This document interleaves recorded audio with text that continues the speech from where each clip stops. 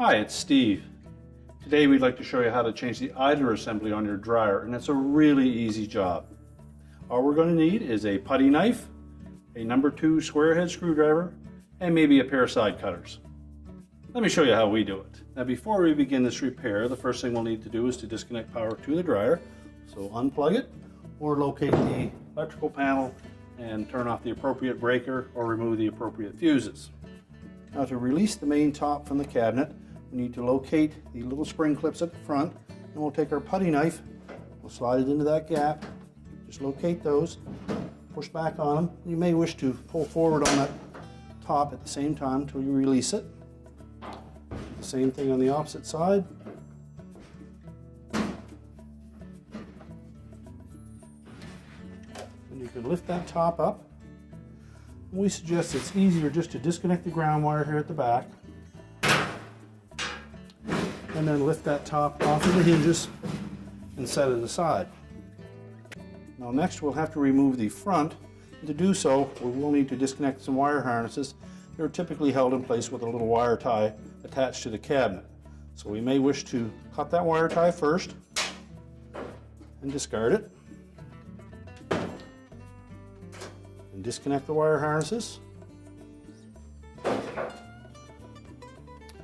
And then we'll locate 2 screws that secure that front panel to the front of the cabinet. And remove those. Then we can pull that front panel forward. There'll be a little bit of resistance because there are 2 spring clips that fit into the front lip on that cabinet. Once that comes free, we can tilt it forward and lift it off of the 2 clips at the bottom, and then we can set that aside. Next we'll need to release the belt from the idler pulley. We're just going to reach in on the right hand side over top of the blower housing. Reach back in there until you feel the belt. Follow the belt down until you feel the motor pulley. The belt wraps around the motor pulley, comes back up on the left side of that, and then rolls over top of the idler pulley. Now to remove the belt, we'll need to release the tension on the idler assembly here. So we're just going to pull that towards the center of the drum. Now we'll release the tension on the belt, and we can roll it off of the motor and the idler. Once the belt is released,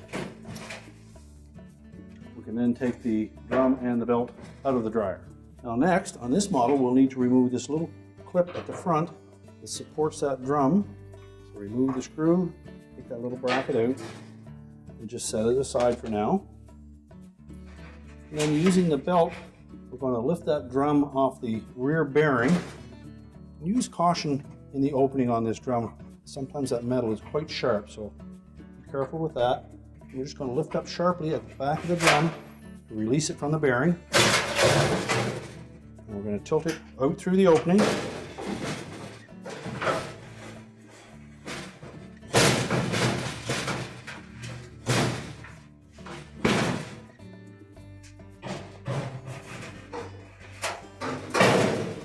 And then we'll set that drum and the belt aside. Now with the drum out of the way, we now have access to the idler pulley so that we can remove that and replace it. Now with the drum out of the way, we're next going to take that idler assembly. I'm just going to lift it off the pivot bracket, rotate it out, and we need to disconnect the tension spring. We'll discard the old idler assembly. Take our new one, make sure that spring is hooked into place. We've gone ahead and put a little bit of grease on that hook so that it will pivot freely in its pivot position, and then just set it back on. We'll also show you how the belt fits around the motor pulley and the idler pulley, so you'll have an idea of how to put that on when the drum is in. We'll also show you how to install the belt, the configuration that it wraps around the motor pulley and the idler pulley, because you won't be able to see that when the drum is in place. So essentially the belt rib side will wrap around the motor pulley. The left side will roll over top of the idler. The right hand side will come up on the right hand side of the drum, and the left side will pull around the bottom of the drum and up the left side. And that provides the tension on that belt. We're now ready to put the drum back in the dryer. So we're going to use the belt to support the weight of it. Just wrap that around the drum, keeping the rib side of the belt against the drum. And we're going to lift it in through the opening. And what we need to do is change this ball portion of the rear bearing into the saddle portion mounted to the cabinet.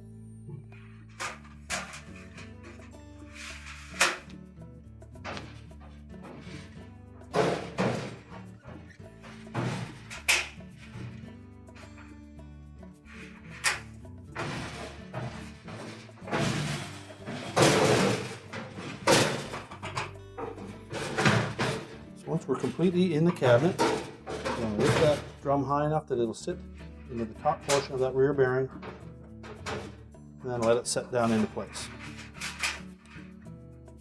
We'll roughly line that belt up with the marks on the drum so that we can attach it to the motor pulley and the idler pulley through the front opening. Now to reinstall the belt, we need to reach in, locate the belt, idler pulley, and the motor pulley. I find wrapping the belt around the motor pulley first and then pulling that idler pulley to the center will give us enough slack that we can push the belt over top of the pulley.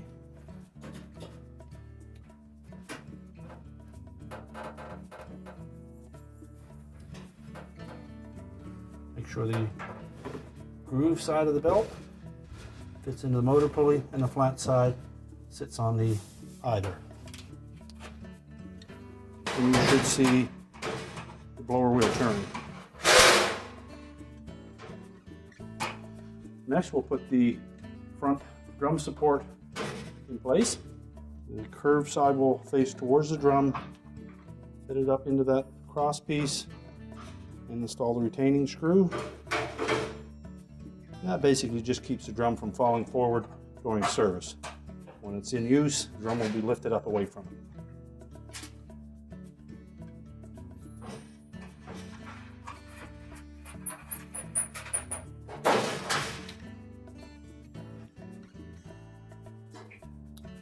And now we're ready to put the front panel back on.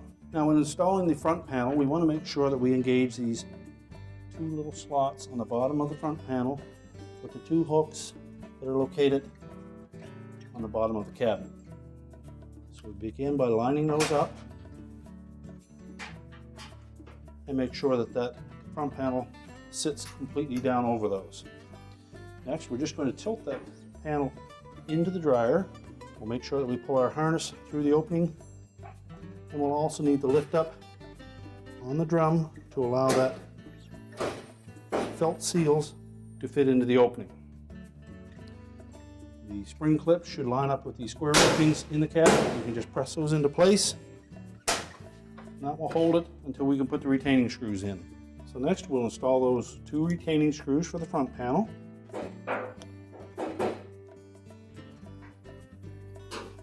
And tighten those securely so we don't get any rattles. Now next we'll need to reconnect the wire harnesses. Make sure they're fully inserted and that the locking tabs engage. And then we'll reinstall a wire tie to hold that harness away from the drum.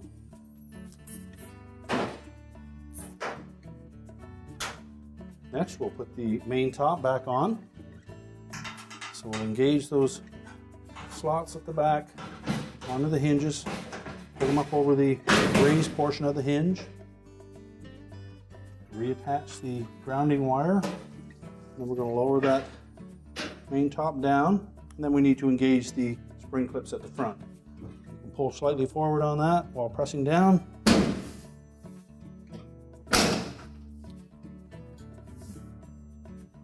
And once we have that properly attached, we can then reconnect the power, and our repair is complete.